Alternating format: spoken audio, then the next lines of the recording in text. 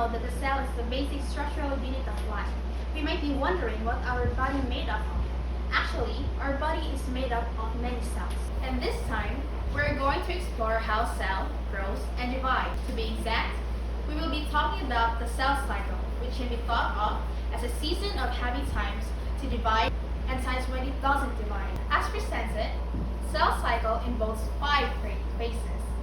First, the G1 phase, known as the first gap phase. G1 is the primary growth phase of the cell.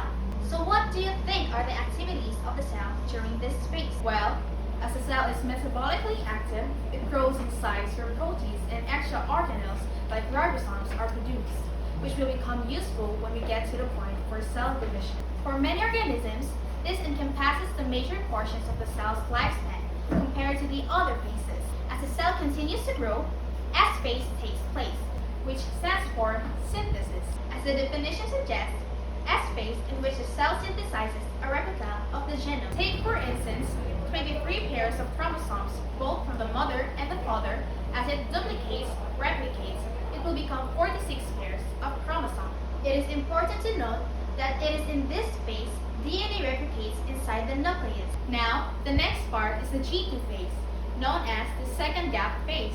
G2 is the second growth phase in which preparations are made for genomic separation or simply preparing for mitosis.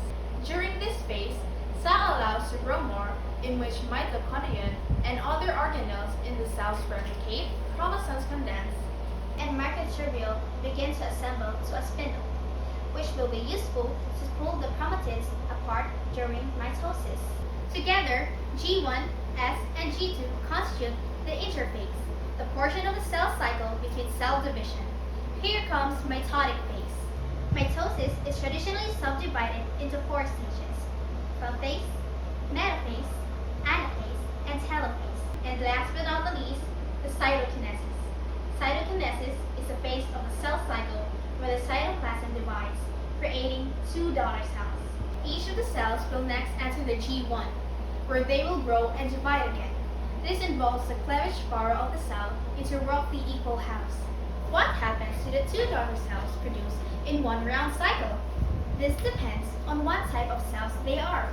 Some types of cells divide rapidly and may immediately undergo another round of cell division. Other types of cells divide slowly or not at all. If this would be the case, cells may exit the G1 phase and enter a resting state known the G0 phase, neither dividing nor preparing to divide. I hope you learned a lot from this video. This is Kiara saying, keep safe everyone.